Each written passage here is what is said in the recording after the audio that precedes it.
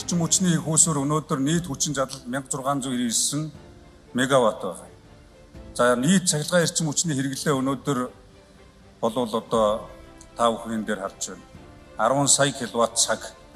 Тэгвэл 24-оос 28 онд нэмэгдүүлэх дулааны станц, шин цахилгаан станцын их үүсвэр, усан цахилгаан станцуудын их үүсвэр, хуримтлалууруудын төслөлбөрийг та бүхэн харж байгаа.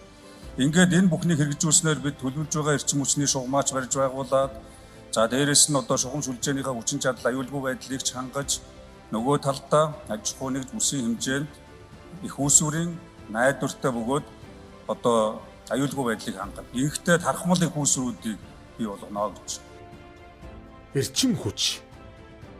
Эрчим хүчний нэгдсэн системийг бүрдүүлэх чойр, сайн шанд, багнуур чойр, сайн шанд, цагаан суврах чиглэлийн 220 кВт-ийн цагдгаан дамжуулах агаарын шугамуудыг барин эрчим хүчний их үүсвэрийг нэмэгдүүлэх 450 мегаваттын дулааны цахилгаан станц, нар салхины 100 мегаватт хүртэл хүчин чадалтай цахилгаан станцуудыг барьж хөрш орнуудад цахилгаан эрчим хүч экспортлох үйл ажиллагааг үе шаттайгаар хэрэгжүүлнэ.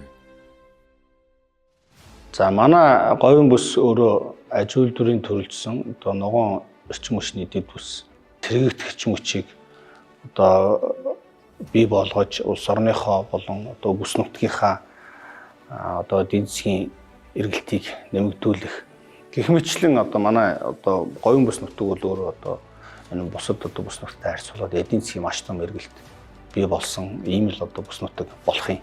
Сэргийгдэх эрчим хүчний асуудал говийн нутагт одоо хамгийн хөгжих боломжтой. Ялангуяа манай говийн нутаг чинь салхи ихтэй, бас нар ихтэй. Ер нь бол одоо бараг л одоо говьд бол салхиа мөнгө болгож болж байна. Нараа мөнгө болгож болж байна. Энэ чиглэл дээр бас нар сахилганы цахилгаан станцын хөрөнгө оруулалтыг хийя гэдэг томоохон бас хөрөнгө оруулагч нар санал тавиад явж байгаа.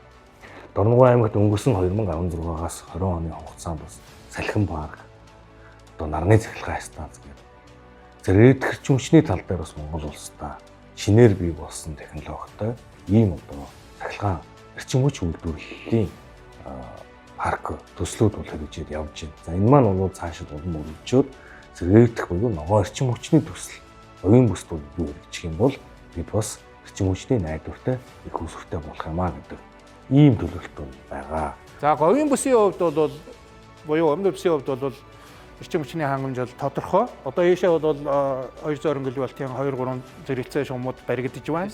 5-7 дулааны станц баригдана. Тэгээд сэргээгт эрчим хүчний их үүсвэрүүдтэй энэ хоёр найдвартай 220 шугамуудаараа бид нэр сэргээгт эрчим хүчнийхээ хүсвэрүүдийг одоо эгийн гол ч юм уу энэ эсвэл сүлжээний илүүдэл чадлуудаар компенсацлах, нөхөн ажилуулах юм болцоо үүснэ гэж харж байгаа.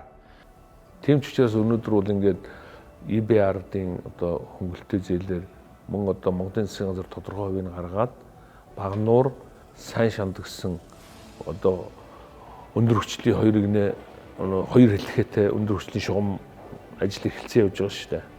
Манай улс одоо говийн бүсэд эрчим хүчний бодлогуудыг яаралтай зөв зохицуулалт бодгоо эрхцээ орчинд болоод хөрөнгө оруулалт шиг хийх хэрэгтэй.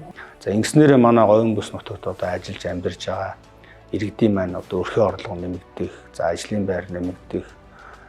За тэгээ цаашлаад энд одоо энэ бизнес хийх тэ янз бүрийн одоо нийгмийн харилцаанд ингээд орох ийм боломжууд нь бол улам их бий болно л гэж бодож байгаа.